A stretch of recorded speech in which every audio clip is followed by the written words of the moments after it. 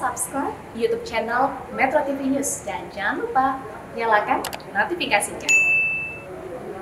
Guna mencegah penyelenggaraan pemilu yang berujung pada polarisasi di masyarakat, Badan Pengawas Pemilu menyebut akan konsisten mengawasi pemilu dan menindak pelanggar sesuai dengan undang-undang. Sementara itu, Komisi 2 DPR mendorong Bawaslu untuk bertindak tegas guna mengurangi potensi terjadinya gesekan antar massa pendukung parpol dan pendukung capres. Anggota Bawaslu RI Puadi menjelaskan, pihaknya akan memastikan penyelenggaraan pemilu sesuai dengan undang-undang yang berlaku, yakni Undang-Undang Nomor 7 Tahun 2017 tentang Pemilu dan Undang-Undang Nomor 10 Tahun 2016 tentang Pilkada. Puadi juga menyebut Bawaslu tengah mengevaluasi Peraturan Bawaslu Nomor 21 Tahun 2018 untuk memastikan tahapan pemilu sesuai aturan sehingga tidak tercipta polarisasi di masyarakat. Selain itu, Bawaslu juga akan menindak pihak yang terbukti melanggar aturan pemilu. Sementara itu, mencegah polarisasi dan perpecahan terjadi, anggota Komisi 2 DPR RI fraksi PDI Perjuangan, Rifki Nasmi, meminta penegak hukum dan Bawaslu memiliki hukum yang pasti dan mengikat, serta terkodifikasi menjadi suatu hukum yang sama antar badan penegak hukum.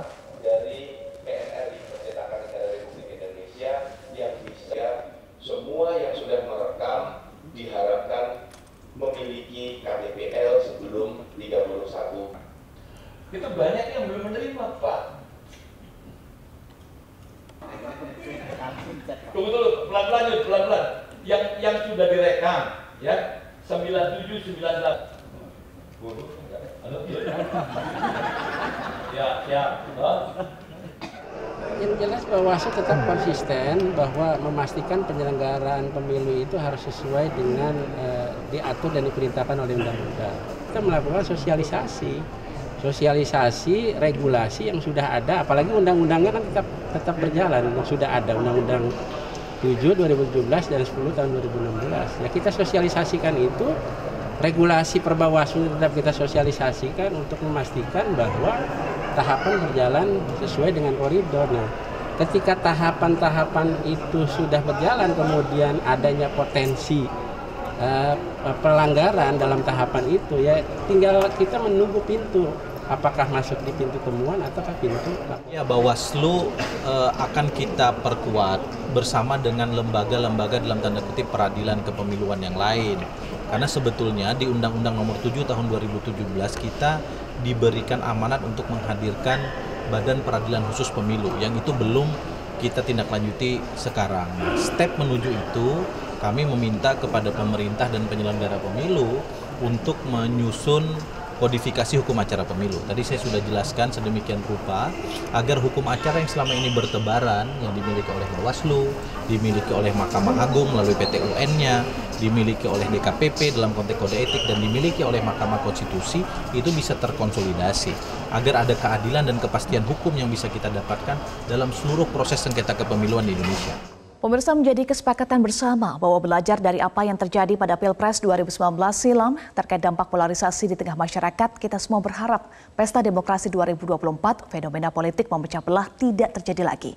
Lalu bagaimana mencegah secara dini serta mitigasi apa yang bisa dilakukan dari unsur penyelenggara pemilu dan unsur civil society?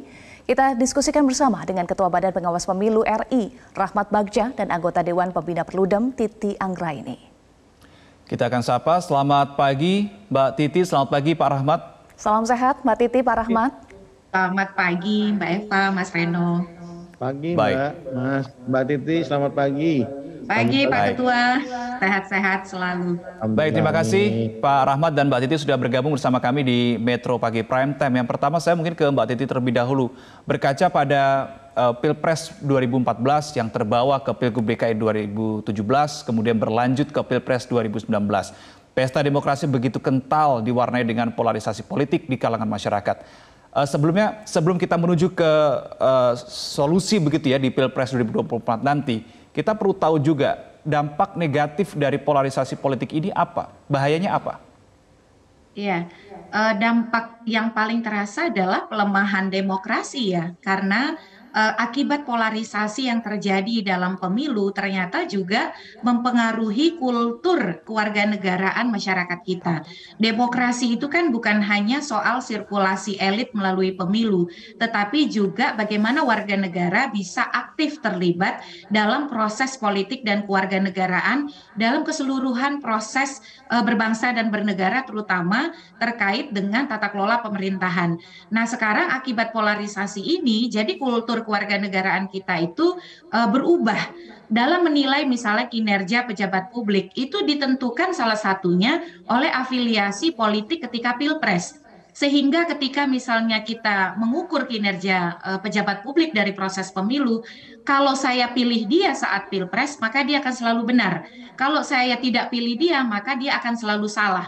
Nah, rasionalitas pemilih itu membuat objektivitas di dalam proses bernegara itu menjadi bermasalah, menjadi terdistorsi begitu. Itu yang pertama. Yang kedua, keterbelahan dan perpecahan di masyarakat itu terus terbawa sampai sekarang. Pertengkaran misalnya di media sosial itu sangat buruk ya. Dan kita melihat bagaimana kemudian di antara kelompok-kelompok masyarakat itu tidak lagi mengedepankan kebersamaan, toleransi, persatuan, tetapi betul-betul terbelah oleh afiliasi politik. Nah, pelemahan kultur kewarganegaraan ini ya sekali lagi berdampak pada pelemahan demokrasi kita, terutama kepada kultur politik warga yang tidak lagi berorientasi pada politik gagasan. Ini tidak boleh terbawa pada 2024 karena kenapa? Pemilu itu siklus reguler. Setiap 5 tahun sekali dia pasti ada. Aktor elitnya boleh berganti, boleh berubah, tapi proses pemilu akan selalu ada. Sehingga kita sebagai publik mestinya menganggap pemilu itu proses yang biasa yang akan kita lalui, karena dengan pemilu kita akan selalu memilih pemimpin yang memang periodenya maksimal 2 periode 10 tahun begitu. Ini menjadi catatan penting ya bagi kita setelah 2024. Ya. Setelah 2019 maksudnya. Ya, itu adalah dampak buruk yang tentu kita juga sadari bersama ya dampak-dampak buruk tersebut. Nah, Pak Bagja, apakah polarisasi politik yang terjadi ini juga memicu atau men-trigger terjadinya pelanggaran? Dan dari catatan Bawaslu, pelanggaran apa yang paling dominan? Dari catatan kami, pelanggaran itu pelanggaran administratif yang paling dominan. Pertama adalah pelanggaran pemasangan alat peraga, tapi ini sangat pelanggaran yang biasa terjadi, namun sangat banyak. Yang kedua adalah pelanggaran salah satunya di media sosial. Nah, masalahnya pembuktiannya agak sulit karena ketika masuk ke dalam sistemnya itu hanya buzzer dan lain-lain. Jadi tidak bisa ketemu pelakunya siapa. Itu yang jadi persoalan kami. Yang ketiga adalah sekarang tadi menyampang apa yang Mbak Titi, sebenarnya sekarang dunia sudah sangat berubah. Dengan adanya media sosial yang dulu kita anggap media sosial adalah membantu proses demokrasi, sekarang malah backfire gitu. Sekarang malah membuat proses demokrasi bermasalah. Misalnya hampir di seluruh negara dunia, kita belajar dari permasalahan Pilpres Presiden Amerika Serikat. Baru pertama kali kemudian terjadi kerusuhan di depan, masuk ke depan gedung Senat. Nah, itu juga permasalahan. Nah, di kita alhamdulillah 2019 walaupun terjadi pembelahan, yang kita harapkan seharusnya ada healing, proses healing selama 1-2 tahun selesai. Akan tetapi rupanya masih sampai saat ini masih terjadi. Inilah kami menganjurkan kepada para pihak itu jangan sampai menggunakan hal-hal yang tidak benar untuk memecah belah bangsa ini, kemudian melakukan proses-proses untuk kemudian menurunkan kualitas demokrasi. Dan akhirnya yang bermasalah adalah penyelenggara pemilu. Baik. Jadi beban penyelenggara pemilu kalau tidak dibantu oleh para pihak yang nanti akan bertarung. Ini kan kita lihat para pihaknya akan bertarung nanti pada 2024. Tapi mesinnya itu berjalan terus. Seharusnya ketika masuk tahapan ini baru berjalan. Akan tetapi mesinnya sudah berjalan dan kami harapkan mesinnya itu menjaga agar isu yang dikedepankan adalah isu-isu yang baik ya, bukan isu-isu yang hoax dan kemudian politik identitas yang sekarang sangat membuat kita berpikir ulang tentang kebinekaan dan lain-lain. Baik, tentu apa yang tadi disampaikan oleh Pak Rahmat Bagja dan juga Mbak Titi, jangan sampai terjadi, harapan kita bersama tidak ada politik identitas, tidak ada lagi polarisasi. Nah, tentu butuh instrumen untuk mencegah, untuk memitigasi ini. Bagaimana instrumen yang disiapkan oleh Bawaslu, termasuk juga bagaimana penyusunan progres ya, penyusunan indeks kerawanan pemilu 2024 yang bisa menjadikan mitigasi untuk mencegah polarisasi politik jelang pemilu 2024. Pak Rahmat Bagja. Pertama, kami sedang menyusunnya, Mbak. Ketika PKPU tahapan dimulai, maka mau tidak mau IKP harus dibentuk. Tahap-tahap yang paling krusial adalah pertama pendaftaran partai politik peserta pemilu. Nah, ini yang pasti akan menggunakan massa, pasti akan menggunakan hal-hal yang kemudian membuat pergerakan masyarakat di masyarakat kota dan lain bisa digunakan dalam pendaftaran. Kami ya sepanjang pada 2020 sudah menindak beberapa kepala daerah calon kepala daerah atau tim kampanye yang melakukan pergerakan massa di masa pandemi. Nah, sekarang ke depan dengan kerjasama dengan KPKPU, karena ini harus diatur di PKPU. Dengan adanya PKPU, maka diharapkan kita belajar dari pandemi untuk tidak kemudian menggerakkan massa.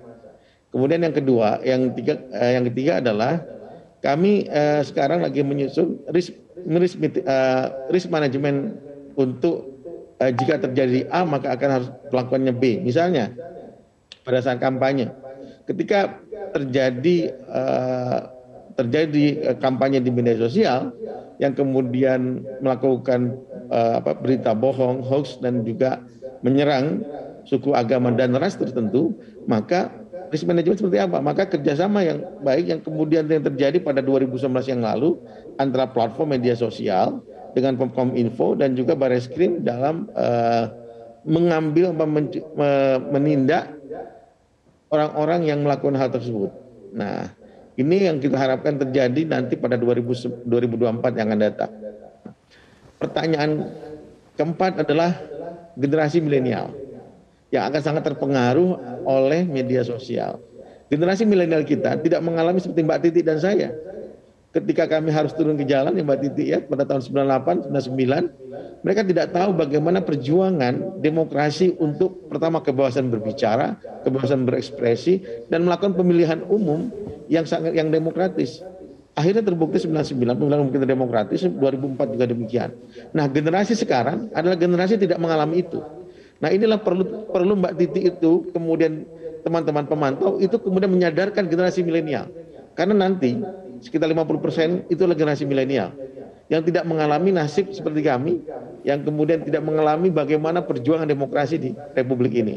Nah, dengan itu kita harapkan generasi milenial dapat kemudian juga menurunkan tensi kebohongan, menyerang orang dengan kebohongan dan lain merupakan musuh kita bersama. Nah, ini harus terus dibenamkan di pemahaman mereka, di otak mereka ke depan bahwa demokrasi adalah salah satu jalan terbaik untuk kemudian menurunkan tensi dan lain-lain. Dan demokrasi harus dimulai dengan itu.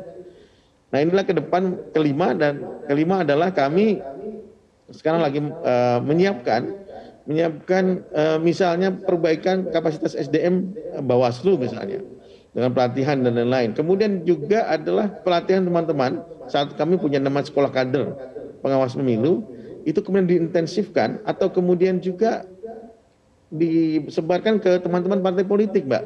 Partai politik ini ada teman-teman yang punya kader-kader muda yang kita ajak berbicara ke depan mengenai kompetisi pemilu yang lebih baik lagi, yang tanpa hoax, tanpa politik identitas, dan kemudian tanpa penuh kebohongan untuk menyerang pasangan kompetisi yang lain. Jadi kompetisi kita semakin fair, kompetisi kita akan semakin lebih baik lagi. Demikian. Ya. Pak Rahmat, tadi Anda katakan sudah melakukan berbagai persiapan termasuk dalam pembentukan instrumen hukumnya. Sebelum saya ke Mbak Titi, terkait dengan implementasi aturan itu, kita berkaca di 2014 dan 2019 masih kurang terasa begitu ya untuk terkait dengan penindakan dan implementasi aturan. Bagaimana Anda bisa menjamin di Pilpres 2024, di pemilu 2024, aturan-aturan yang sudah Anda buat itu betul-betul bisa terimplementasikan dengan baik, ditindak kalau memang ada pelanggarnya?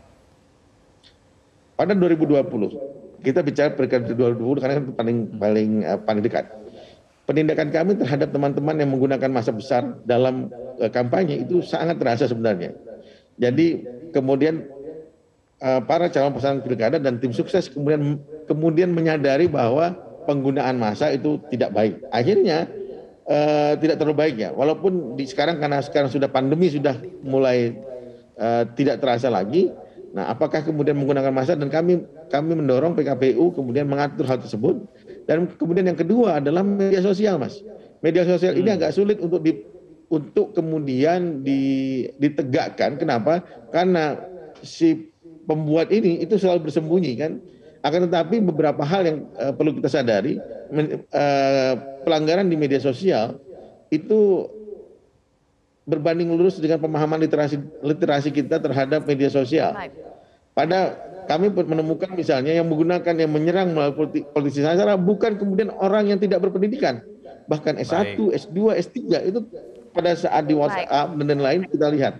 Nah, kita sudah menindak misalnya dengan men-take down. Nah, memang kemudian tidak terasa men-take down karena kemudian ini harus dirasakan, harus dilihat di take down, kemudian juga banyak pemberitaan juga kita luruskan misalnya. Ini yang salah satu cara untuk mencegah perbuatan tersebut. Mencegah lebih penting. Sudah simak ya tadi disampaikan oleh Pak Rahmat Baja, catatan Perludem, evaluasi terkait dengan penindakan pelanggaran yang sudah dilakukan oleh Bawaslu, cukup tegaskah? Atau masih belum ya, Mbak Titi catatannya? Penindakan itu adalah hilir ya, sebenarnya hulunya adalah bagaimana kita mampu mencegah. Yang pertama saya kira peran dari partai politik itu sangat besar. Karena polarisasi ini kan adalah hilir dari proses kontestasi yang sangat terbelah akibat pilihan yang tadi kalau meminjam istilah Hanta itu adalah mengalami bipolar begitu. Jadi bagaimana kemudian terjadi kompetisi yang betul-betul antitesis satu sama lain, sehingga dipergunakan pendekatan-pendekatan yang sifatnya jangka pendek, jalan pintas, politisasi agama, hegemoni politik identitas untuk kemudian memenangkan kompetisi yang sangat bertolak belakang ini, yang dibangun karakternya sangat bertolak belakang ini. Dan itu akan bisa lebih diurai kalau kita punya pilihan-pilihan yang lebih beragam. Karena sesungguhnya karakter masyarakat kita ini sangat beragam begitu ya. Jadi kalau pilihan itu beragam, kita lebih bisa mendorong untuk mengambil fokus pada politik gagasan dan program. Itu yang pertama. Yang kedua, memang ada tantangan besar kita di 2024, yaitu instrumen hukum yang tidak berubah. Undang-undang pemilu dan undang-undang pilkada. Kita selalu pendekatannya itu adalah pemidanaan, kriminalisasi, penggunaan hukum pidana. Padahal secara faktual kalau berdasarkan riset kami, yang efektif itu justru adalah pendekatan administratif. Diberi efek jera misalnya dilarang kampanye atau diskualifikasi sebagai calon walaupun itu adalah ujung sekali ya. Nah itu yang kemudian belum sepenuhnya hadir di dalam mekanisme penegakan hukum kita. Publik itu kan inginnya kalau ada misalnya yang membuat keterbelahan di masyarakat, oh pidanakan dong, penjarakan dong. Padahal sekarang kan pendekatannya sudah restoratif justice gitu. Atau keadilan yang betul-betul melihat konteks keadilan itu ditegakkan. Nah ini yang menjadi tantangan kita bersama. Satu, Bawaslu perlu membangun sinergitas yang lebih kuat dengan seluruh pemangku kepentingan. Misalnya dengan platform, bagaimana platform itu diminta untuk bertanggung jawab juga terkait dengan penyebaran hoax, disinformasi, misinformasi di media sosial. Bawaslu tidak bisa sendirian, misalnya di sini, bagaimana Kementerian Komunikasi dan Informasi juga mampu ikut mengkonsolidasi keberadaan platform ini tanpa mengganggu kebebasan berpendapat dan berserikat berekspresi. Nah, yang kedua juga terkait dengan penegakan hukum. Kejaksaan, institusi peradilan juga menjadi penting. Jadi ada yang memang harus dioptimalkan dari strategi Bawaslu dan juga pelibatan masyarakat, tapi di sisi yang lain peran-peran dari kementerian, platform media sosial, kelompok masyarakat, edukasi literasi digital kita juga sangat krusial untuk kita terus tingkatkan dan dorong bersama. Termasuk juga peran media ya. Misalnya Metro kan sudah merilis election channel ya. Ini bagaimana media itu perannya sangat kuat karena dia bisa menjangkau secara masif, secara massal dan juga dalam skala yang lebih intens. Nah, ini intinya sih sinergitas, kolaborasi dan juga saling berbenah diri. Saya kira begitu. Baik, dari permasalahan hulu dan permasalahan hilir ini semuanya harus ada solusinya begitu ya. Kita akan sambung di segmen berikutnya, Mbak Titi dan Pak Rahmat, tapi kita harus jeda sejenak. Pemirsa, Metro Pagi Prime Time masih akan kembali sesaat lagi.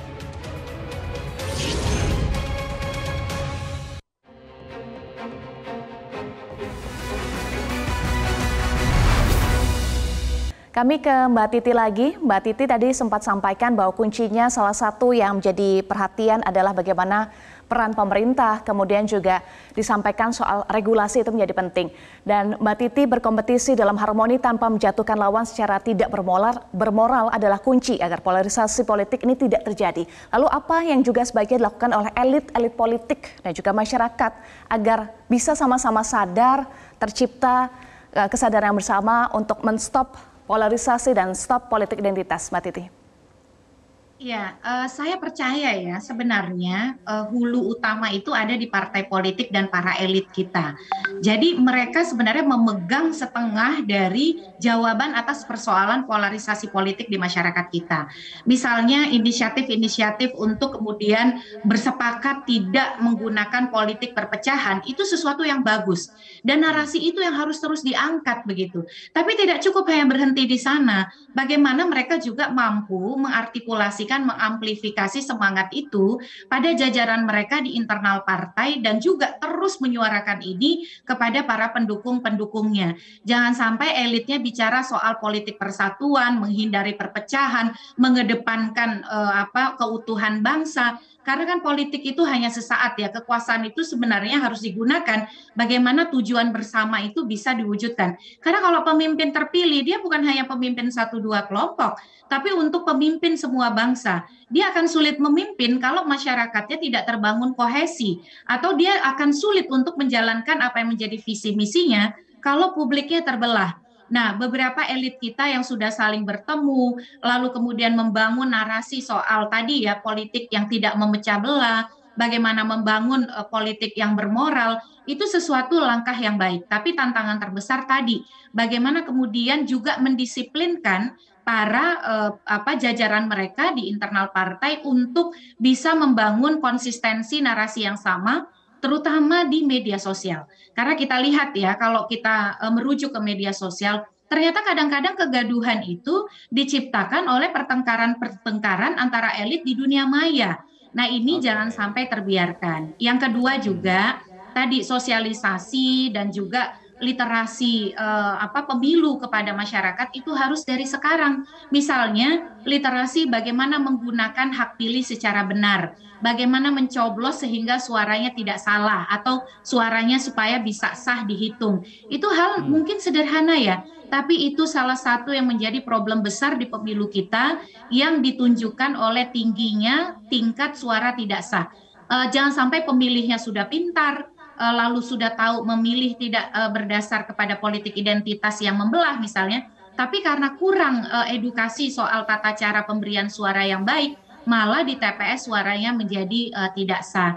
Jadi itu saya kira yang bisa kita lakukan, lagi-lagi dukungan media itu menjadi penting, karena daya jangkau media yang besar. Dan yang kedua, Pak Rahmat Bagja, bagaimana Bawaslu misalnya bisa mengambil komitmen dari platform media sosial. Jangan sekedar menjadi platform yang menyebarkan pesan, tapi juga ikut mengambil jalan keluar apabila kemudian platform media sosial digunakan untuk menyebarkan misinformasi dan disinformasi. Jadi mumpung kita waktunya masih agak panjang, walaupun tidak terlalu panjang juga gitu ya, hal-hal seperti ini perlu dikonsolidasi oleh terutama Bawaslu karena terkait dengan upaya pencegahan. Ya.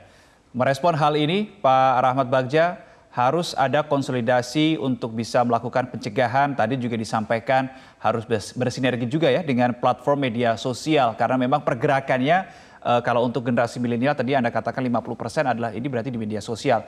Bawaslu ada tanggapan, Pak Rahmat? Pertama, kami sekarang akan lebih mengkhususkan misalnya dalam hal pendidikan para kader partai politik.